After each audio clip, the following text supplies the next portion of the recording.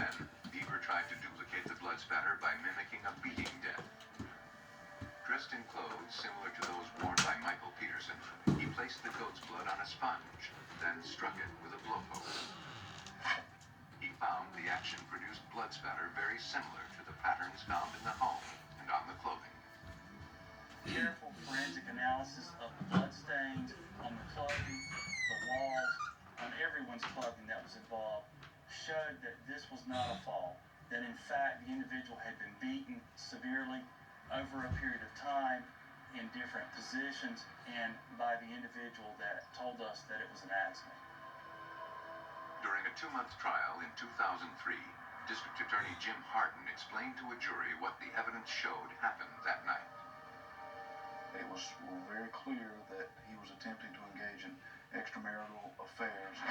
We presented a strong case that she found out about his attempt to engage in an extramarital relationship. I personally believe that she confronted him about it, and because of the conflict in the family revolving around Miss Peterson's jeopardy of losing her job, the financial situation that they had placed themselves in, I think that it was a trigger, it was a catalyst, and I think Mr. Peterson lost his temper and beat her to death and then attempted to cover it up. Michael Peterson believed he stood to make $1.4 million from his wife's death. But what he received was life in prison. The importance of the forensic evidence in this case cannot be overemphasized. Had it not been for the quick thinking of several of the folks at the scene initially to bring a blood spatter expert to that location while we had the house in our custody, I don't know that we would have gotten this result. Careful blood stain analysis finally brought answers to the family of Kathleen Peterson. Across the country, another woman's family faced terrifying questions of their own. Lodi, California, a small city nestled in the San Joaquin Valley, south of Sacramento. Lodi sees fewer than 5 murders per year, so most citizens feel safe. But on December 17, 1990, Lodi resident Charles Abbott was growing concerned. He couldn't find his wife. A man had phoned him hours earlier, saying he found Susan Abbott's purse. Charles retrieved the purse, then called friends and family members. No one had heard from Susan that day. Her sister wanted Charles to call police.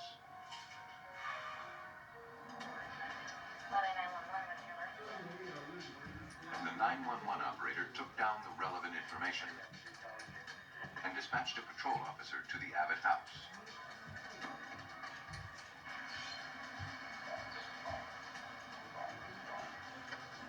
The officer arrived just as Susan's sister was pulling up. Charles had asked her to come. He was worried about Susan. The close-knit family always stuck together. Charles said he called Susan's work. She had not shown up that morning. The officer asked when Charles last saw his wife. Charles explained it was around 8 o'clock that morning. His truck was in the shop for repairs, so Susan drove him to work. They left the house a little before 8. She dropped him off, and he assumed she continued on to the hospital where she worked. His truck would be ready that afternoon, so she did not plan to pick him up. Everything seemed fine when he last saw her.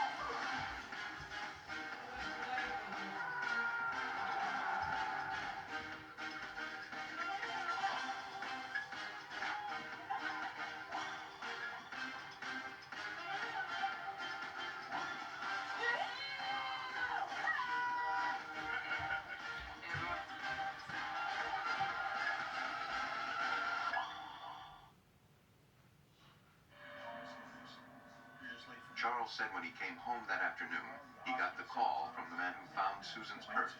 And it's not like her. He went to the man's house to pick it up. The man said he found it in a dumpster behind a local Mexican restaurant. It's right here. Susan's credit cards and a large amount of cash were missing. They had just sold a car, and Susan had $4,000 with her, which she was going to deposit that day. They could not think of a reason why Susan would want to leave. At the officer's request, Charles gave him a recent photo of Susan. 4 months ago. He said that day she was actually wearing the same sweater as she was in the picture. 4 months ago.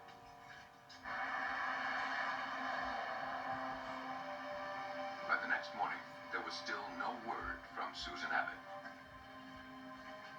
Hey, Bill. And Detective Sergeant Bill Barry was assigned the case. I just took this report from He knew it was possible Susan simply left, Seems kind of hinky to me. That's why I taught you. but if so, he still had to find her to let her family know she was safe. Missing person Susan. People do walk away from their lives. Sometimes there's a mental health issue, sometimes they are unhappy with their lives, sometimes there's something going on we don't know about.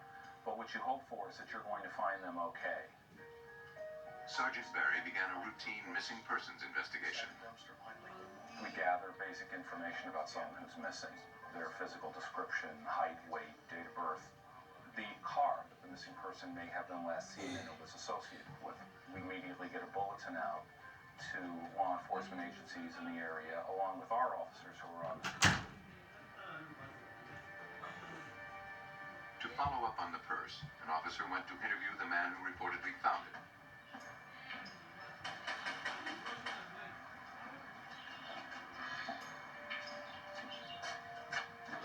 He confirmed that he found the purse in a restaurant's dumpster while he was salvaging cardboard. Where's the dumpster? There was no money and no credit cards inside. He saw Susan's ID and called to return it. Black. The officer took down the name of the restaurant where the dumpster was. The man had no criminal record, and a later search of his property yielded no clues. Police believed his story. Okay.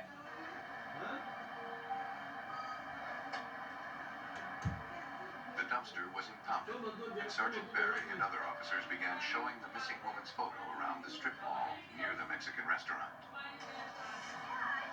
Because of the circumstances, you are worried that some harm has come to this person.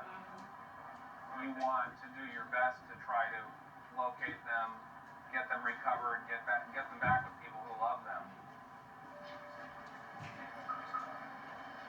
Some clerks recognized Susan as a regular customer, but no one reported seeing her recently. The case grew more ominous with the next lead. Susan's van had been found in a parking lot several miles from the Abbott house. On my way down there, I was hoping that what it would do is provide some indication as to what happened to her, something that would lead us to her. I didn't know what to anticipate, but I was at least hopeful that we might find something. You got it, huh? There was no sign of Susan Abbott. The van was parked and locked next to a bank near an ATM. The bank was closed. There was no one around the vehicle. It was just parked normally, as if somebody had parked it there and gone into the bank but just never came back. I think Charles Abbott made the discovery along with two friends.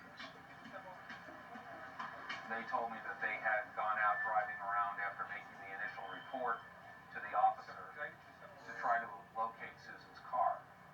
Charles said he remembered that Susan had about $4,000 in cash that she was going to take to the bank that day, so he decided to go by the bank and see if her car was there. The men said they had not touched the van. The car was clean, sitting by itself, no disturbance to it. Looked like it had just come off a used car lot. Barry prepared it to be towed to the police impound yard. One thing that did stand out in the vehicle was two boxes of plastic trash bags in the back seat. One of them was opened. We didn't know what those connected to at that point. and we thought that odd given the general absence of any contents in the car. It was possible someone had seen Susan with the cash and abducted her from the bank. Police hoped some evidence inside the vehicle would help explain what happened and tell them where Susan Abbott was so they could find her and bring her back to her family. On December 17, 1990, 35-year-old Susan Abbott was reportedly last seen dropping her husband off at work in Lodi, California. That afternoon, a man found her empty purse in a dumpster. And the next day, her husband discovered her van abandoned near a bank. Recovering the purse and vehicle was a bad sign for Detective Sergeant Bill Berry. Under ordinary circumstances, someone just doesn't throw their purse away in a garbage dumpster, doesn't just leave their car parked at a bank and walk away from those things. It's possible, but it's unlikely. And at that point, we were concerned that Susan may be the victim of foul play. Investigators went back to the Abbott house. They needed more information from Charles. Hi, Mr. Abbott. Hi, Detective Berry. Perhaps there were answers in the details of Susan's last known actions.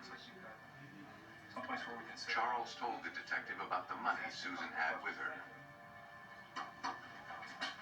But Charles said the last time he saw her was when she dropped him off at work.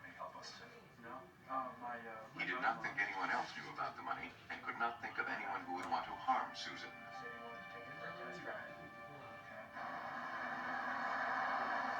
Then, 2 days after Susan Abbott disappeared, investigators' fears came true. Sergeant Berry. On December 19th, Sergeant Berry received a call from the San Joaquin Sheriff's Department. Someone had found a body.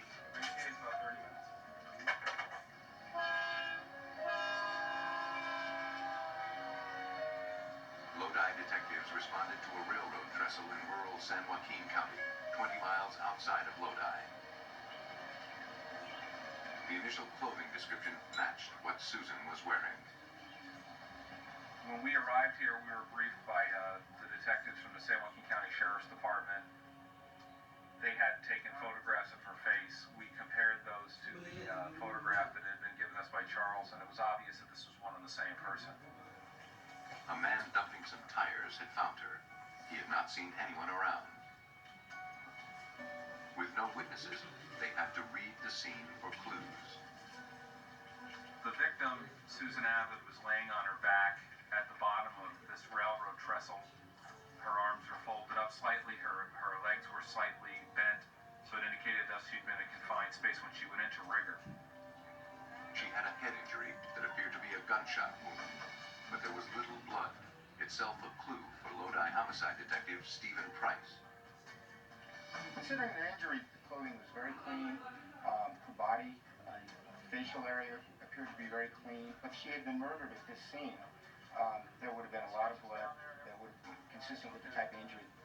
There's very little blood in the area, so it would indicate to me that the murder occurred somewhere else. We began doing a thorough rig-type search, looking for any evidence that might be present in the area, not just at the body, the location of the victim, but also on the ingress or exit routes. There were no discernible footprints or tire tracks. We found no indications of a struggle, no shell casings, no other evidence of the scene. She'd been carried out there carefully and placed on the ground. The body was removed for autopsy. We knew that it would have been very difficult for someone to have placed Susan's body in its location by themselves. Carrying her to that location, putting her down, would have been difficult for one person. Also, somebody had to drop Susan's vehicle off outside the bank. And we knew that these things indicated that there was a likelihood of a second individual. The investigation shifted immediately. Once you know you have a murder, obviously the investigation kicks up into high gear. We put all of the resources that we had available into working this case. It's very critical in the first few days of a murder case that you work all the available leads. Police needed to do a more thorough interview with Charles, routine for a murder investigation. Her husband is a natural suspect. The person who last saw her is a natural suspect. In this case, they were the same person, Charles Abbott. You need to ask questions about whether there has been domestic disturbances. Had they argued recently? Were there disagreements about money? Things that might play into a motivation for murder. 22 right. Charles said he and Susan had been getting along fine. No financial trouble, no marital problems. The detective asked about weapons, and Charles said he had 2 rifles and a .22 caliber pistol. We talked to Charles about what his activities were the day Susan went missing. They needed to create a minute-by-minute timeline.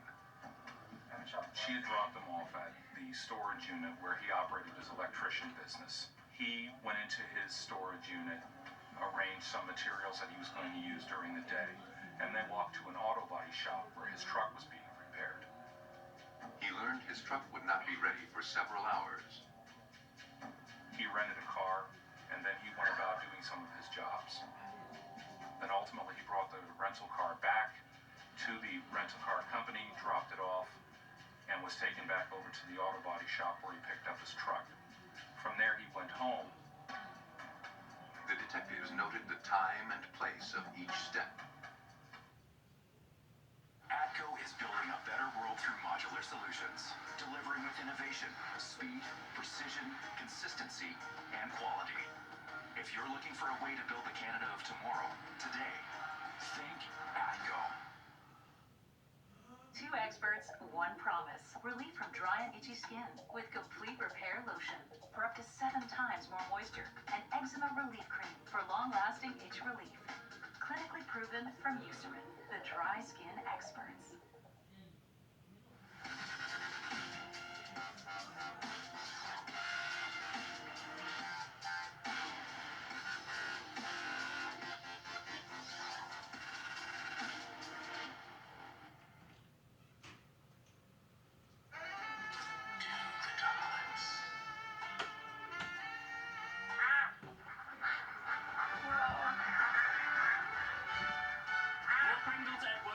Once you pop, the pop don't stop.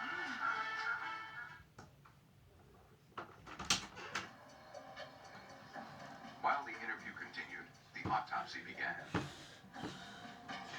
Pathologist Bill Maduros led the post-mortem examination. He determined the cause of death was a gunshot wound to the head. The doctor noted something odd. There was almost no blood left in the body, yet her clothing was clean. So I suspect that she wasn't wearing this clothing when she was shot. Her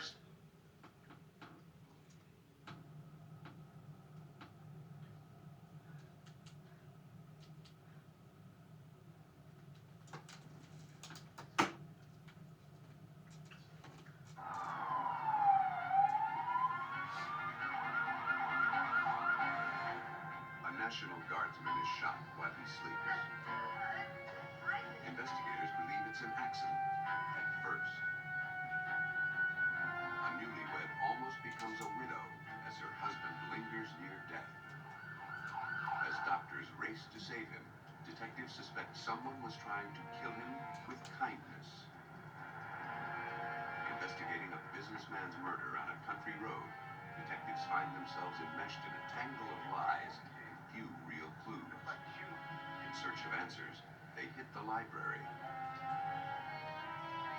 Sometimes the least likely suspects are the most likely candidates for committing murder. The so-called bearer sex has been unfairly overlooked when accusations fly. But old stereotypes are being shattered by women who kill.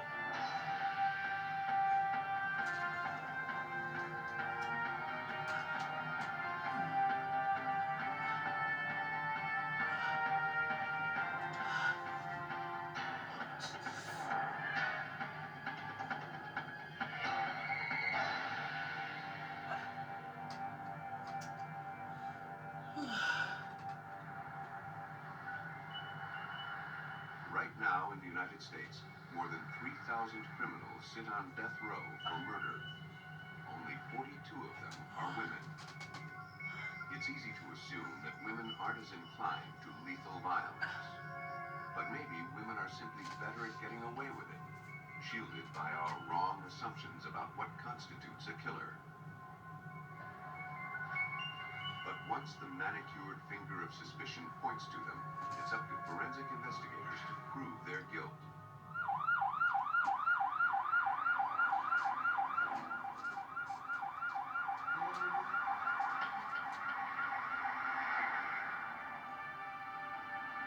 Early on February 1st, 1988, paramedics at the Durham County, North Carolina Sheriff's Office were called to the home of Barbara and Russell Stagger. There had been a terrible accident. Just got my eye drops put in, Russell Stagger had been shot in the head while he slept.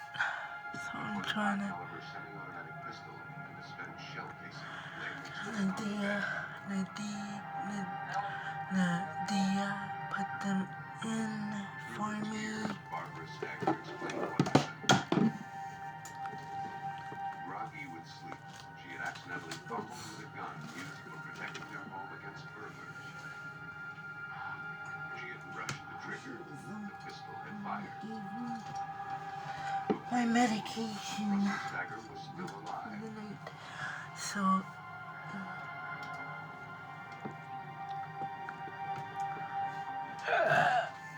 Doctors did everything they could for Stagger, but within hours, the grim prognosis was clear.